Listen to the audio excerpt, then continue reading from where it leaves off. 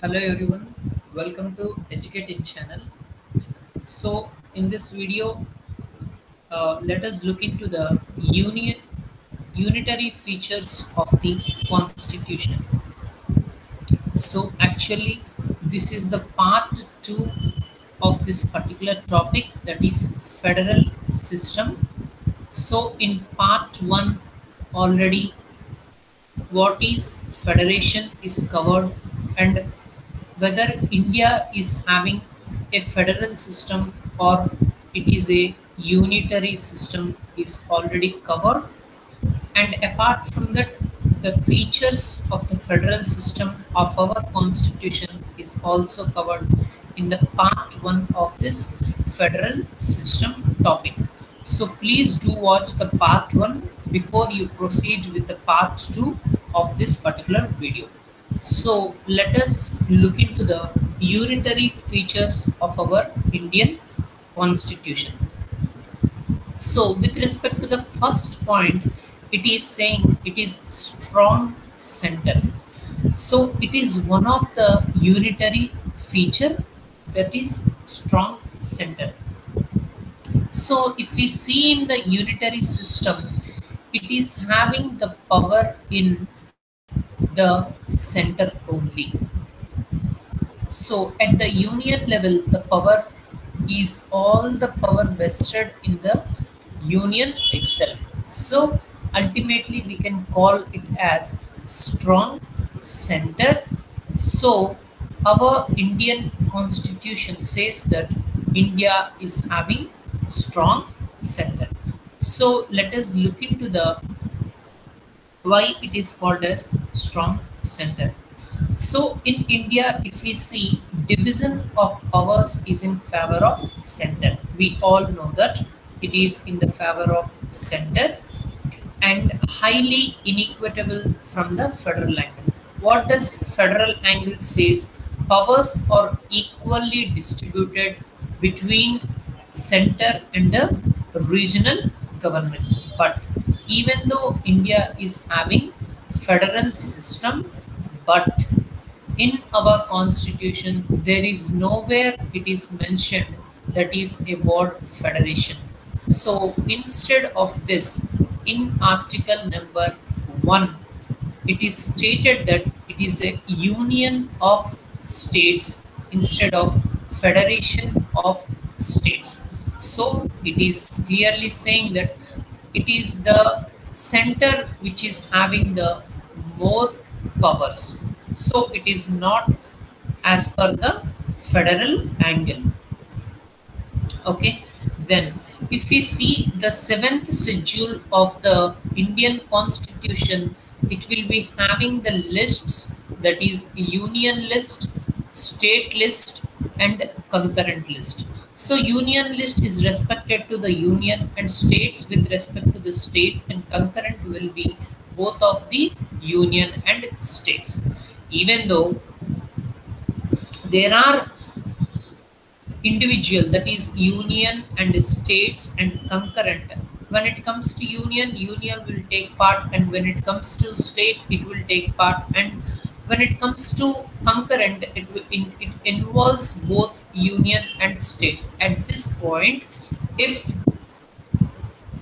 at this point the residuary powers, that is law making at certain points, is vested in center only. So we can call this as the Indian constitution is having the strong center. So this is the first feature with respect to the Indian constitution having the unitary feature. Then the second one is states not indestructible. So meaning, that is states what we have that are indestructible. So that is not indestructible, sorry. So that is not indestructible, our states not indestructible, meaning, so unlike other federations, if we compare other federations, the states in India have no right to territorial integrity. That means a territory, for example, this is the territory of the state, lifelong this territory may not exist like this. This territory may goes on changing like this, from this to this. So there is no guarantee for the territorial integrity in the India, the states in India. Then the parliament can change the area, the boundaries, or the name of any state.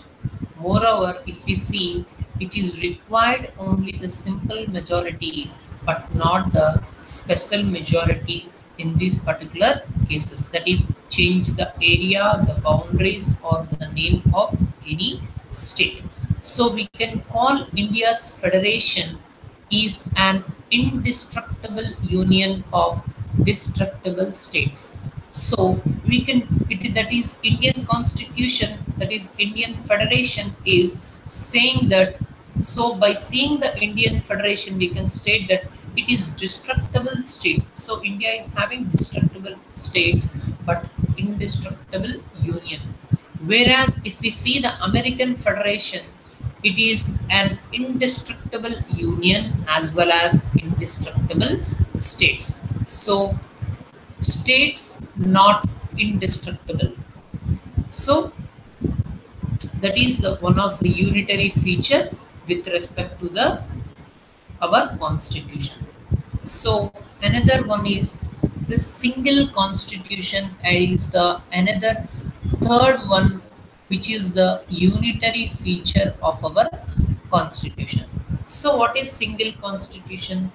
Generally in federation, the states have the right to frame their own constitution separate from that of center.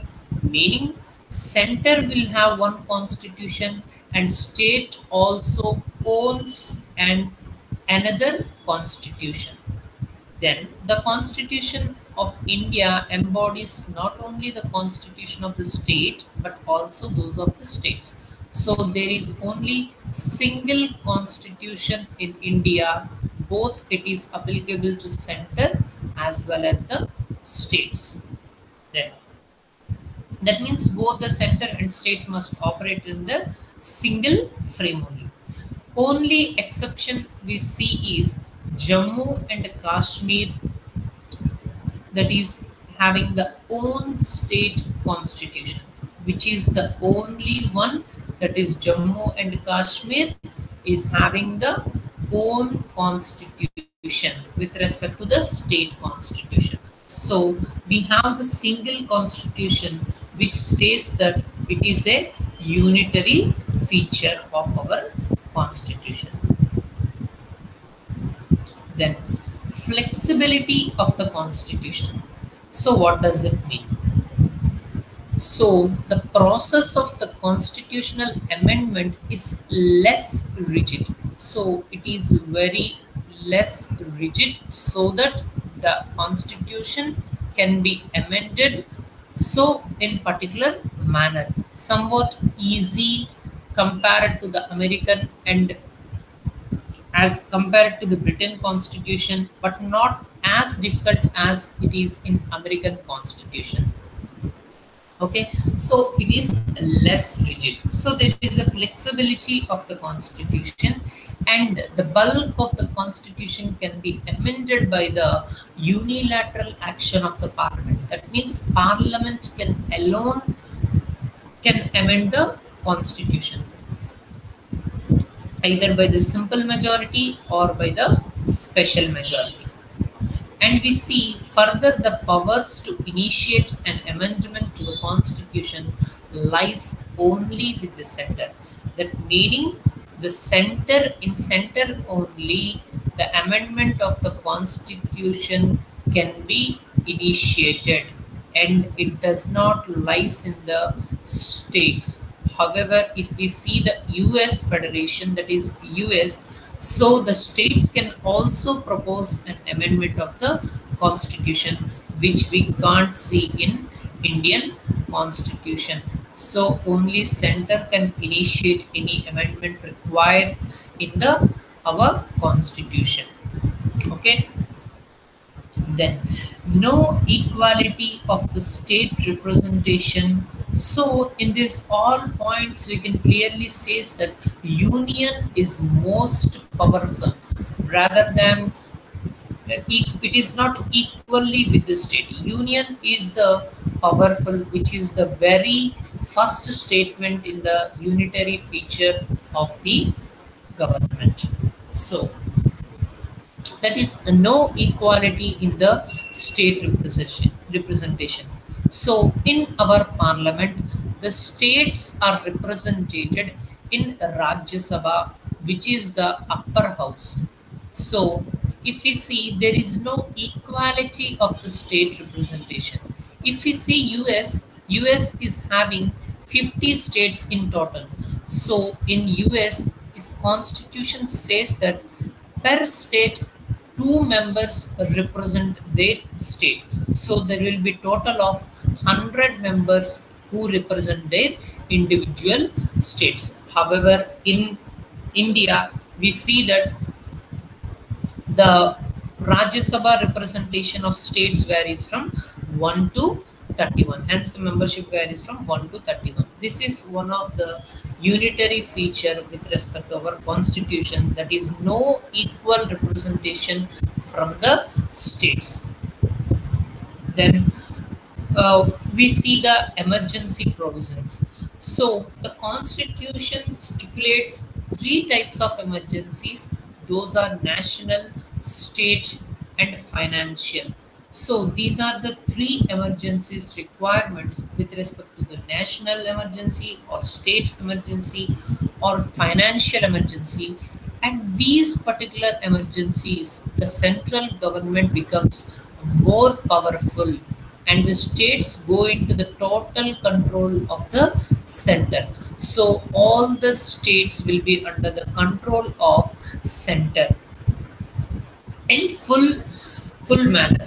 So it converts the federal structure into a unitary one without a formal amendment of the constitution. So at these particular emergencies, that is national emergency, state emergency, and financial emergency, at this particular point the union will become more powerful.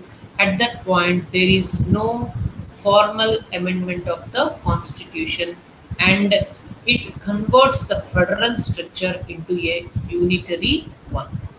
This kind of transformation is not found in any other federation.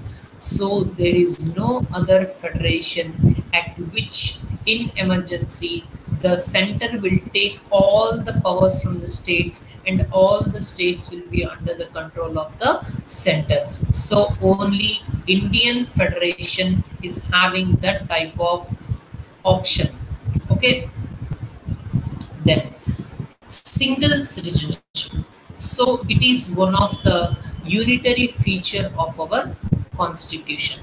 So what is the single citizenship? Let us look into that. So if we see the federal system of the Indian constitution, dual polity will be the first place of this feature with respect to federal system of our constitution. Even though we have dual polity, the constitution of India, like that of Canada, adopted the single citizenship. Meaning, in like Canada, India is also having single citizenship. If we see the US, we have in the US the state, the persons who are with the state, they will be having state citizenship, and with respect to national in whole they will have the national citizenship as well. But in India we have only single citizenship.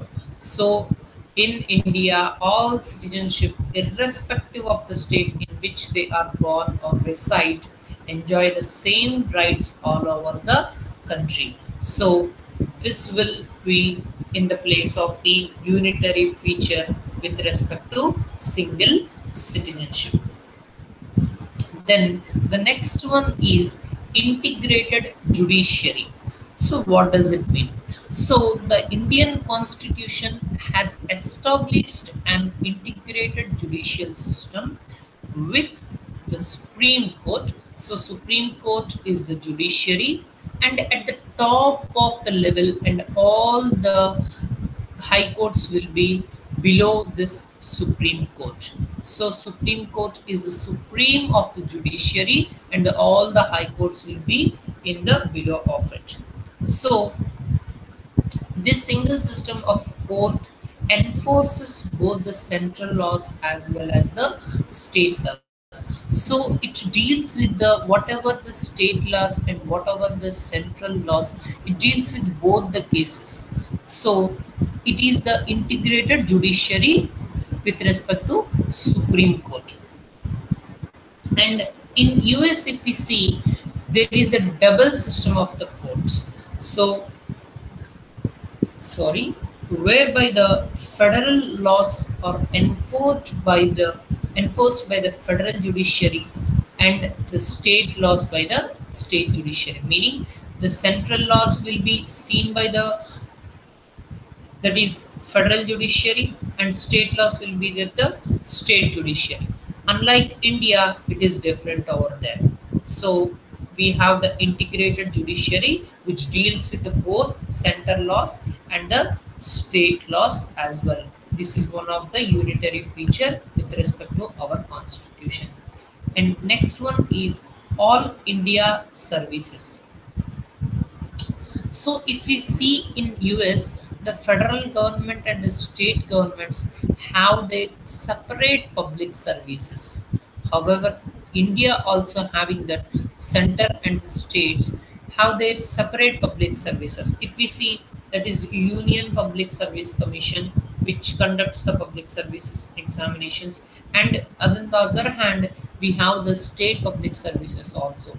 Even though, but in addition, there are all India services, that is IAS, IPS, IFS, which are common to both the center and the states. These are all the all India services. So the members of these services are trained by the center. So here again center comes into picture, and it will train and recruit the members of these services, which also possesses ultimate control over it. So it clearly states that principle of federalism is violating over here. Okay, so this is one of the unitary feature of our constitution. And integrated audit machinery. So this is the audit machinery is same for the union level and at the state level. The Comptroller and Auditor General of India audits the accounts of not only the central government but also those of the states. But his appointment and removal is done by the president. That means he is seeing both at the center and the state's account, and he is appointed by the president. However, during the removal, the state will not be informed about his removal, and he will be looking into both central accounts and state accounts as well. But American Comptroller General on the other hand has no role with respect to the accounts of the states. Here in India, both the states and central government's accounts will be looked by the Auditor General, that is Comptroller Auditor General of India. However, in America, it won't look into the accounts of the states. So there is only one integrated audit machinery, which is the unitary feature of the constitution. Then Parliament's authority over the state list. So we see that even in the limited sphere of the authority allotted to them, the states do not have the exclusive control. Even though the state list is there, that means the other states will be having the authority to make that particular provisions. But here, they don't have the exclusive control over it. The Parliament is empowered to legislate, to make laws on any subject of the state list, if Rajya Sabha passes a resolution to that effect in the national interest. So, with respect to national interest, if a Rajya Sabha passes a resolution that state list that Parliament is empowered to legislate to make the laws any subject related to the state list. This means legislative competence of the Parliament can be extended without amending the Constitution. Notably, this can be done when there is no emergency of any kind. So, if we see in case of emergency, there is no formal amendment of the constitution, as well as if a Rajya Sabha passes a resolution to that effect in national interest, any subject related to the state list can be legislated. That is empowered, the parliament is empowered to legislate on any subject of the state list if Rajya Sabha passes a resolution. So there will be no exclusive control by the states, even though it was represented in the states list. Then another unitary feature with respect to appointment of the governor. So governor will be appointed by the president, and governor is the head of the state and the president is the head of our nation. So he also acts as an agent of the center. So governor acts as an agent of the center. Through him, the center exercises control over the states. So he will be under the control of the center only. However, if we see the American Constitution, so the provided for an elected head in states. So there will be a head who will be elected. So in this respect, India adopted the Canadian system. So India adopted the Canadian system in this particular appointment of governor. Then integrated election machinery. So the election commission conducts elections not only to the central legislature but also to the state legislatures. If we see, elections are conducted by the election board, and it conducts both the central level elections and the state level elections as well. But this body is constituted by president, and states have no say in this matter. So states have no involvement in this particular matter. So ultimately the power resides with or vested in the president.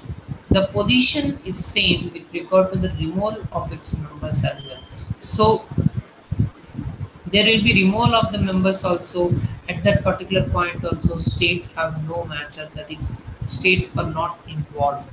If we see, the US has separate missionaries for the conduct of elections at federal and state levels, that is national level and state level.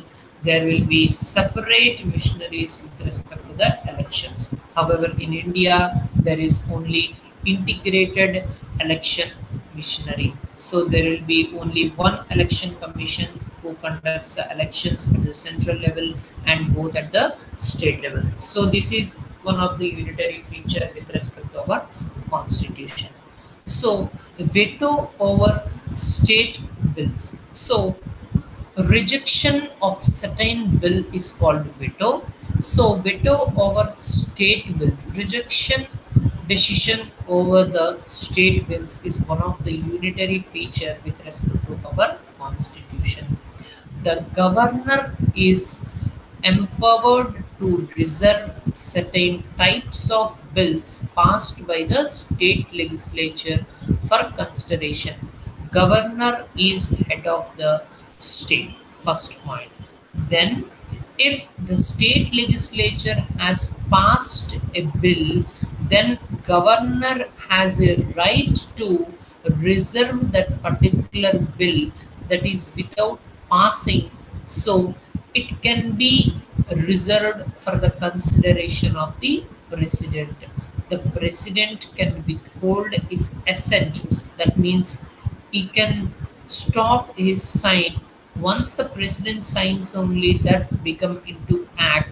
So So once the bill has been passed in the state legislature, the governor may reserve that bill to the president assent, that is president's consideration, and the president in that case can withhold, that is can stop his assent to such bills not only in the first instance, and it is not the first instance but also in the second instance. Thus, the president enjoys absolute veto. That means he can reject the particular bill without his assent for not only the first time or for the second time also. So it is sent for the reconsideration. Again, it can be rejected. So it is not an suspensive veto. It is absolute veto. Completely he can reject it. So he is having absolute veto over the state bills. But if we see in US and Australia, the states are autonomous with their fields and there is no provision for any such reservation. Unlike in US and Australia, it is different in India. So president will be having absolute veto, that is rejection of the bill without his assent. So this is all about the unitary features with respect to our constitution, and this is the part 2 of particular federal system topic. So thank you sincerely for your time to watch this video, and if any mistakes are done by from my side, please do accept my apology. And if you find any difficulty with respect to the understanding of my nature of explanation, please drop in the comment box so that I will try to improve on that particular note. And if there is any topic of interest as well as, please drop it in the comment box. I will try to address it. And if you like this video, please give a like, and if you others will get benefited from your act. And if you interested in this particular channel, and if you want to encourage or if you want to see more videos from my channel, please do subscribe the channel and pass on to it your friends and family so others get benefited. Thank you for watching, and if any criticism is allowed, and I will try to improve on that particular note. Thank you so much for watching this video. Let us meet in another video.